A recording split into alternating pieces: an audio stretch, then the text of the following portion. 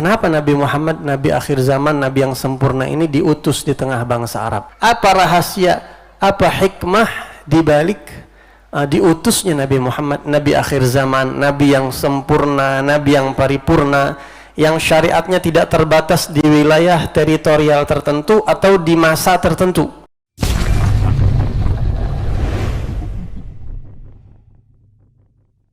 Rahasia dibalik dipilihnya Jazirah Arab untuk menjadi tempat Nabi akhir zaman, untuk bangkitnya atau dilantiknya Nabi akhir zaman, Nabi kita Muhammad SAW, yang kemudian sering kita mendengar dari orang, kenapa Nabi Muhammad, Nabi akhir zaman, Nabi yang sempurna ini diutus di tengah bangsa Arab? Kenapa Rasulullah diutus di tengah bangsa Arab? Ada apa dengan bangsa Arab seperti itu?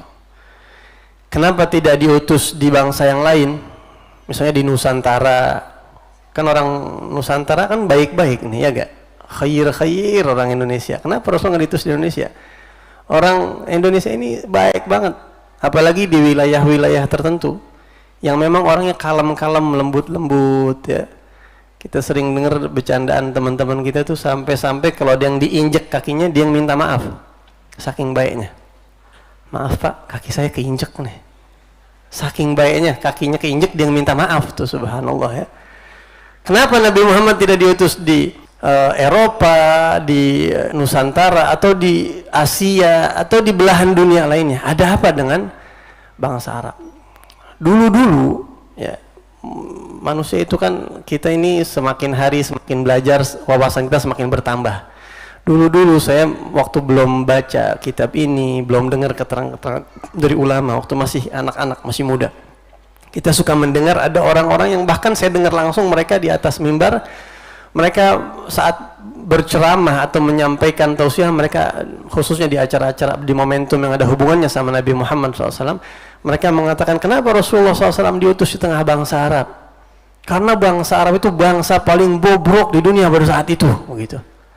Saya sering dengar tuh, saya sendiri dengar, bukan kata orang. Bangsa paling bobrok sampai disebut era jahiliyah. Jadi kalau Nabi Muhammad sudah berhasil di tempat yang paling bobrok, apalagi di tempat yang lain akan lebih mudah, begitu. Pernah dengar gak Bapak kayak begitu? Pernah dengar ya? Dan itu fatal banget. Itu salah besar dan itu bahaya banget untuk agama seseorang, bahaya.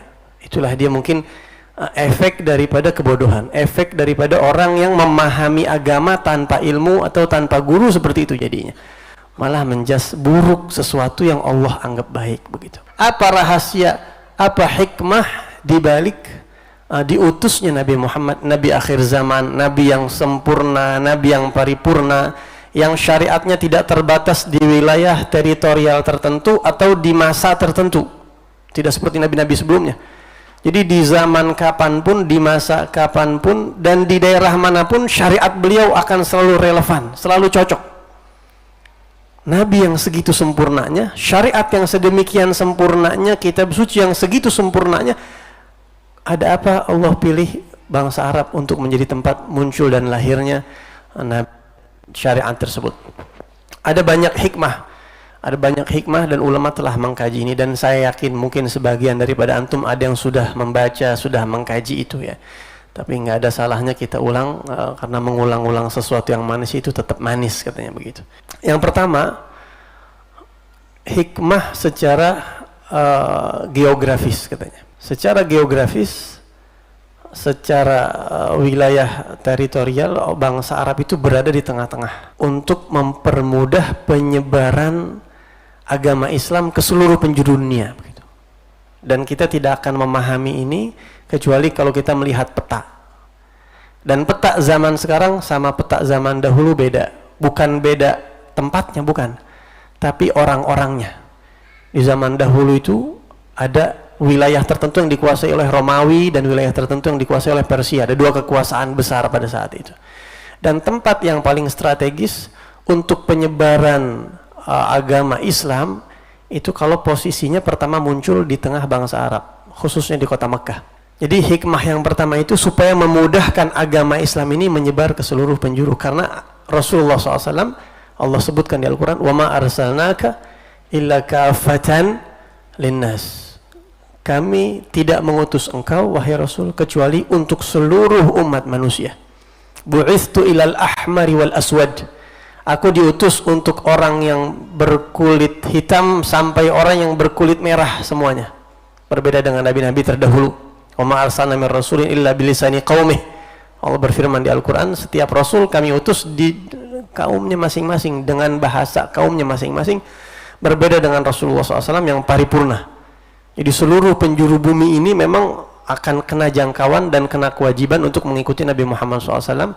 Maka tempat pertama keluar itu sangat pengaruh, dan bangsa Arab ini atau Mekah pada saat itu menjadi tempat yang paling strategis. Kok begitu?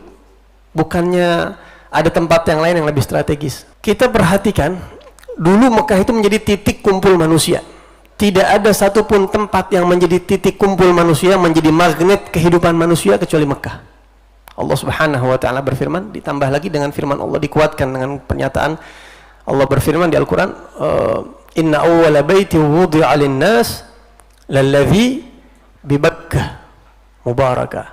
Sesungguhnya tempat ibadah, rumah ibadah pertama yang dibangun untuk seluruh umat manusia adalah yang ada di Mekah, yang diberkahi oleh Allah Subhanahu wa taala. Jadi masjid pertama, masjid tertua dalam sejarah kehidupan manusia itu Masjidil Haram. Sehingga bangsa Arab, mereka setiap tahun haji, setiap tahun. Orang dari mana-mana tuh datang ke situ. Nah, memudahkan Nabi, tidak perlu Nabi ke sana dan ke sini, ke sana dan ke sini. Walaupun nanti akhirnya kemudian bisa menjadi sebabnya orang Madinah masuk Islam karena mereka pergi haji, kemudian ketemu Rasul dan seterusnya. Setelah itu nanti ke Romawi dan seterusnya.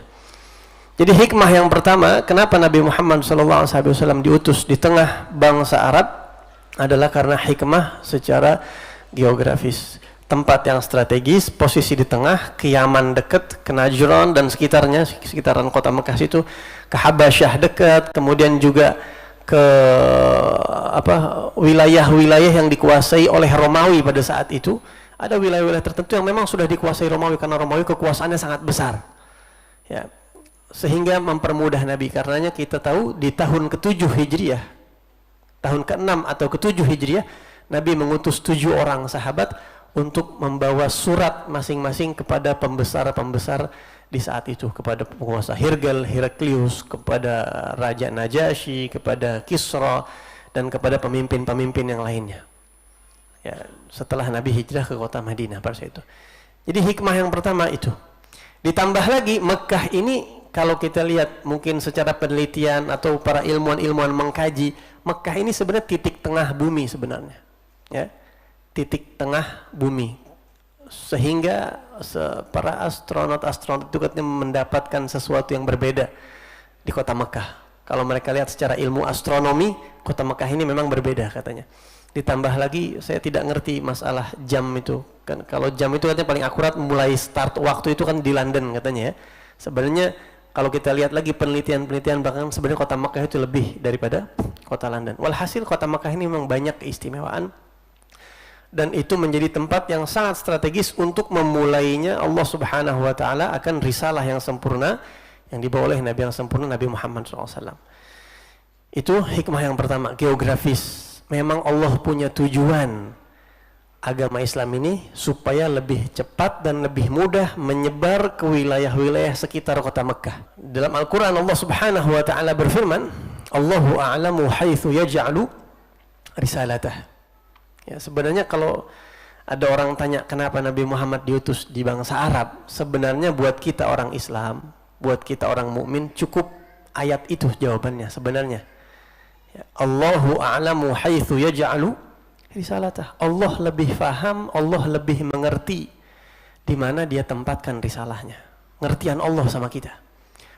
Nah, karena dari itu, dari ayat itulah kemudian ulama mengkaji, mencari tahu hikmah apa rahasianya. Kemudian hikmah yang kedua, kenapa Nabi Muhammad SAW diutus di tengah orang-orang Arab atau bangsa di tengah kaum Arab, bangsa Arab, Jazirah Arab. Hikmah yang kedua karena bahasa Arab. Nah, sekarang kita berada di hari bahasa Arab nih.